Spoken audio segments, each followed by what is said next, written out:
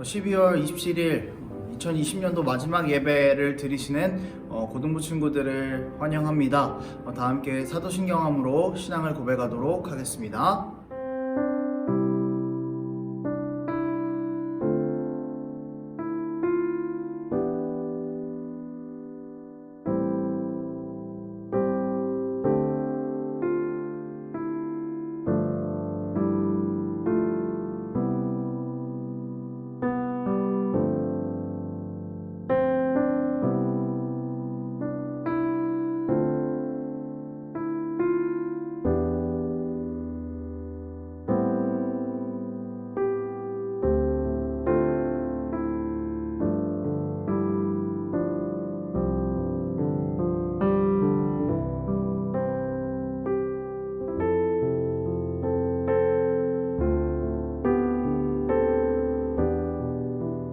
오늘 함께 보실 말씀은 빌립보서 2장 5절에서 11절까지 말씀입니다. 빌립보서 2장 5절에서 11절까지 말씀입니다. 제가 읽겠습니다. 너희 안에 이 마음을 품으라. 곧 그리스도 예수의 마음이니 그는 근본 하나님의 본체시나 하나님과 동등됨을 취할 것으로 여기지 아니하시고 오히려 자기를 비워 종의 형체를 가지사 사람들과 같이 되셨고 사람의 모양으로 나타나사 자기를 낮추시고 죽기까지 복종하셨으니 곧 십자가에 죽으심이라. 이러므로 하나님이 그를 지극히 높여 모든 이름 위에 뛰어난 이름을 주사 하늘에 있는 자들과 땅에 있는 자들과 땅 아래에 있는 자들로 모든 무릎을 예수의 이름에 꿇게 하시고 모든 입으로 예수 그리스도를 주라 시인하여 하나님 아버지께 영광을 돌리게 하셨느니라. 아멘. 2020년도가 시작도 안 한 것 같은데 이제 끝납니다.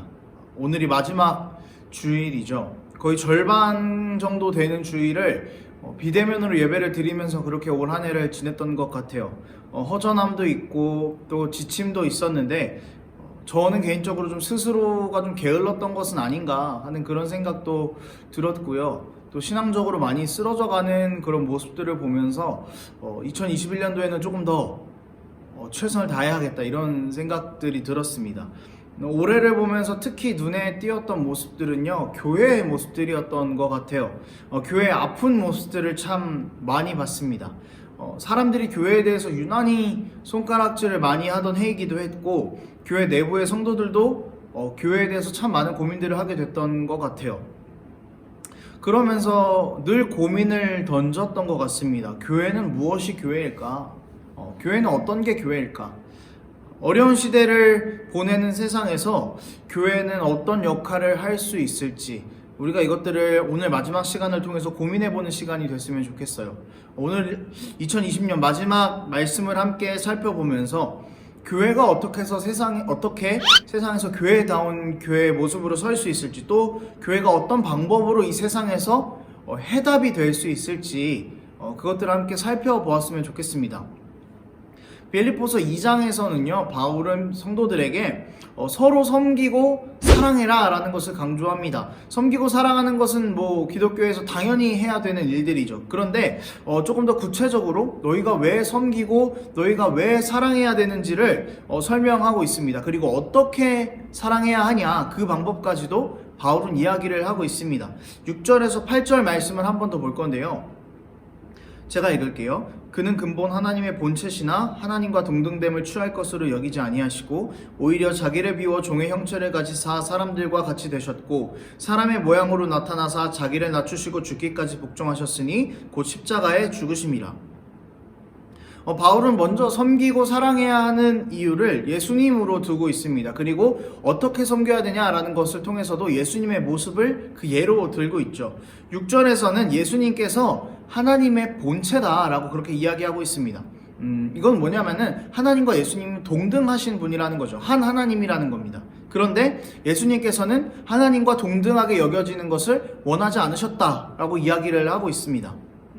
하나님과 동등하게 여겨지는 것을 원하지 않으셨던 예수님께서는 어떻게 하셨냐면은 스스로 낮아지시고 자신이 가지고 있는 권위들을 다 포기하셨습니다. 7절에서 사람과 같이 되셨다라고 표현을 하고 있는데요, 어떻게 예수님께서 하나님과 동등됨을 취하지 않음으로 낮아지셨나를 표현하는 방법의 가장 궁극적인 것입니다. 사람과 같이 되셨다.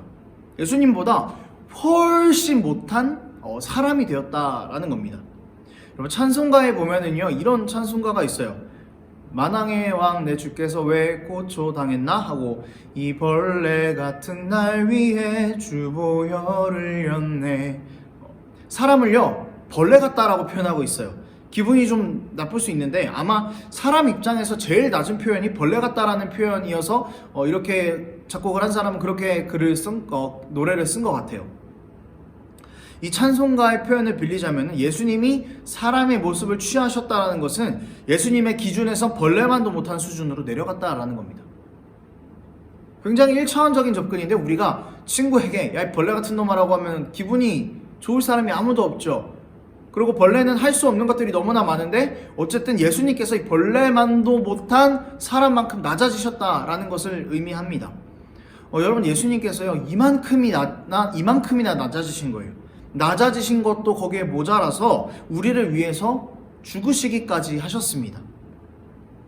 이것이 예수님께서 우리에게 보이신 어떻게 섬기고 어떻게 사랑해야 하냐의 방법입니다. 바울은 왜 섬기고 사랑할까, 어떻게 섬기고 사랑할까에 대한 해답을 예수 그리스도라는 하나의 해답으로 관통해버립니다. 예수님께서 우리를 죽기까지 사랑하셨으니까 우리는 당연히 먼저는 우리 교회 공동체 안에서 섬기고 사랑해야 하는 것이고, 더 나아가서 죽기까지 사랑하신 그 모습을 우리도 우리 삶의 모든 것을 내어주면서 예수님이 우리에게 그러셨던 것처럼 이웃을 사랑해라 라는 것이죠. 죽기까지 우리를 사랑하신 예수님을 닮으라 라는 것은요, 죽으라 라는 그런 1차원적인 얘기를 뛰어넘는 겁니다. 여러분, 에덴의 모습을 좀 한번 떠올려 볼까요? 하나님께서는요 선악과를 먹으면 죽는다 라고 이야기하셨죠. 이게 무슨 말이냐면은 불순종하게 되면 죽는다 라는 뜻이에요.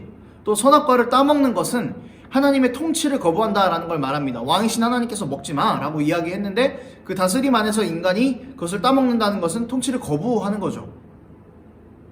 우리가 죽기까지 사랑하신 예수님을 닮는다는 원리가 여기에 담겨 있습니다. 하나님께서 우리에게 하신 말씀에 순종하고 하나님의 통치 아래에서 우리가 살아가는 겁니다. 하나님의 통치 아래에서 살아간다는 건요, 우리가 왕인 모습을 다 내려놓으라는 거죠. 그게 뭐예요? 우리가 왕인 모습이 뭐죠? 라고 묻는다면은 코로나 기간 동안 겪어왔던 우리 삶의 모든 부분들을 다 하나하나 대입해서 보면 됩니다.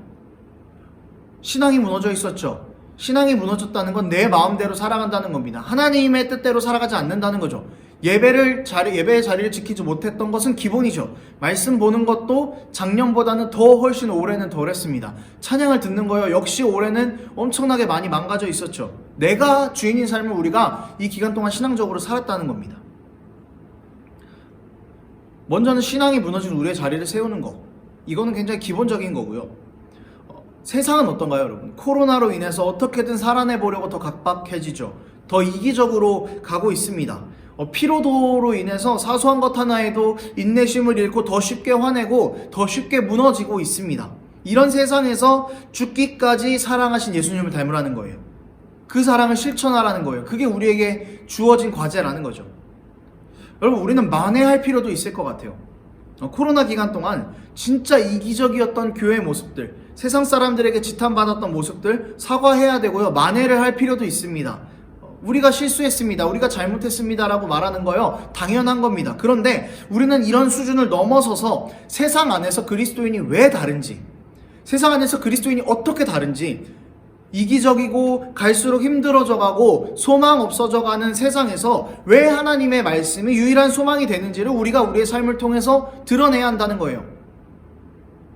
예수님의 사랑의 모습을 닮음으로, 그것은 행함으로 그렇게 드러내야 한다라는 겁니다.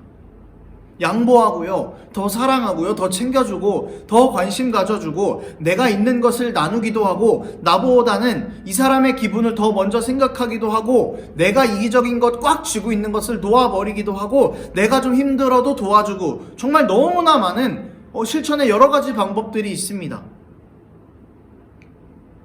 여러분, 이 시대는요, 우리에게 남긴 과제가 뭔가면 남을 낮게 여기면 더 손해본다라고 말했어요. 그래서 우리에게 있는 과제는요, 우리가 나보다 남을 더 낮게 여길 때 손해본다는 세상에서 그게 손해가 아니라는 걸 보여주는 거죠.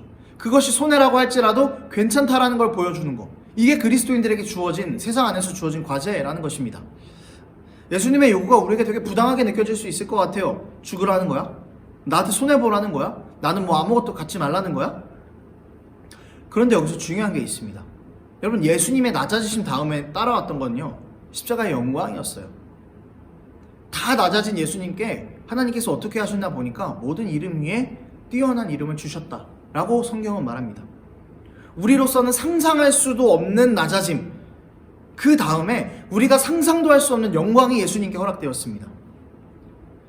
상상할 수 없는 그 낮아짐 다음에는요, 영광은 없을 거야, 넌 그냥 그렇게 끝이야 라고 세상 사람들은 말했을 겁니다. 예수님의 무덤에서 그렇게 말했겠죠. 죽었잖아, 끝났잖아. 그런데 어떻게 됐죠? 영광이 허락되었습니다.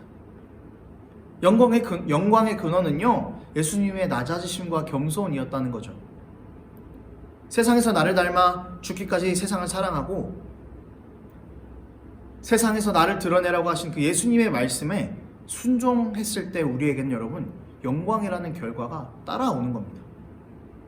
이해할 수 없는 방식으로 좀 세상에서 부족한 사람처럼 보이고 다른 사람들이 나를 굉장히 부족하게 보는 것 같지만 어쨌든 하나님의 말씀대로 살아갈 때, 예수 그리스도를 드러내며 살아갈 때 그 뒤에는 영광이 허락되었다라고 성경은 분명하게 이야기하고 있습니다.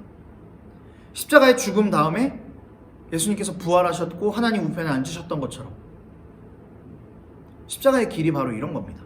우리 이 시대에서 말씀을 해답으로 제시하다 보면 한계에 부딪히고 더 이상 못할 것 같고 포기하고 싶을 때가 생깁니다. 분명히 남들은 자기 것보다 더 가지려고 긁어 모을 때 우리는 더 베풀어야 돼요. 남들은 다 방어하고 있을 때 우리는 그 방어를 다 풀어버려야 돼요. 우리는 더 사랑하고 배려해야 되는 거죠. 그때 우리는 포기하고 싶을 시점이 올 겁니다.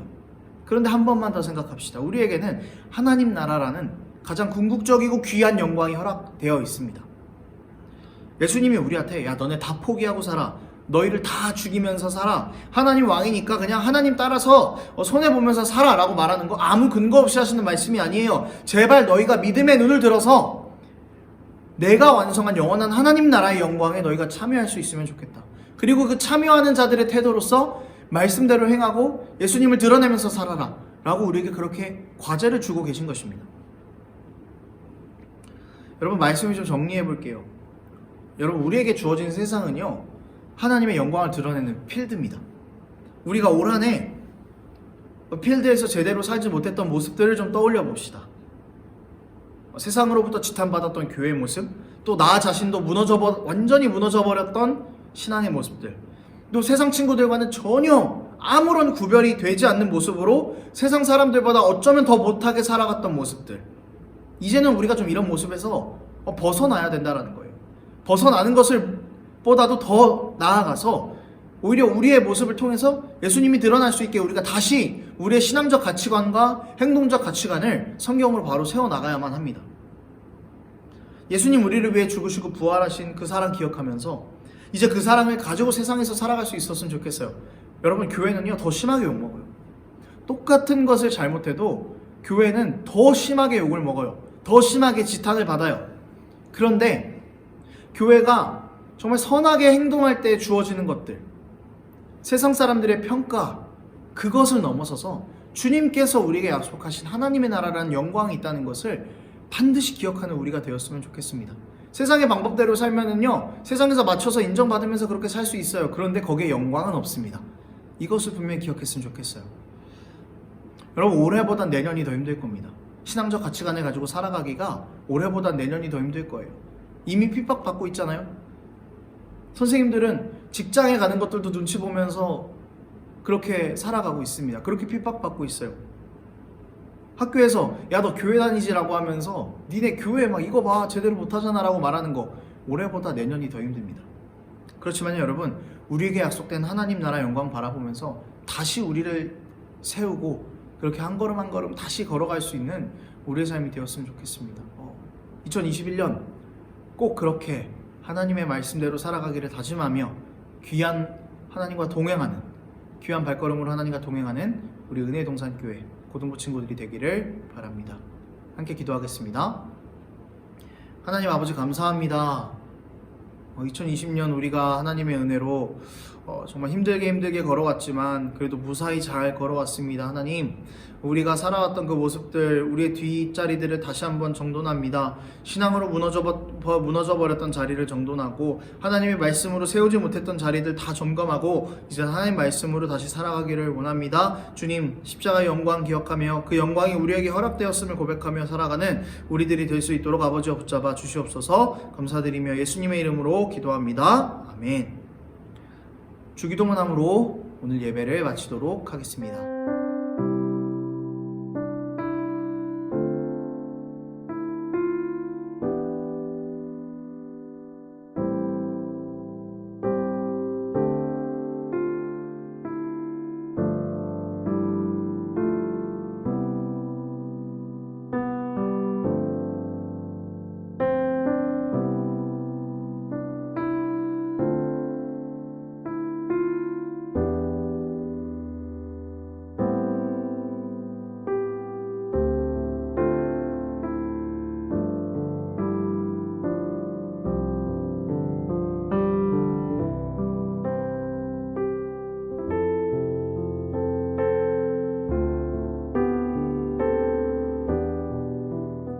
반갑습니다. 우리 고등부 여러분. 저는 청년부 담당 이성원 목사입니다.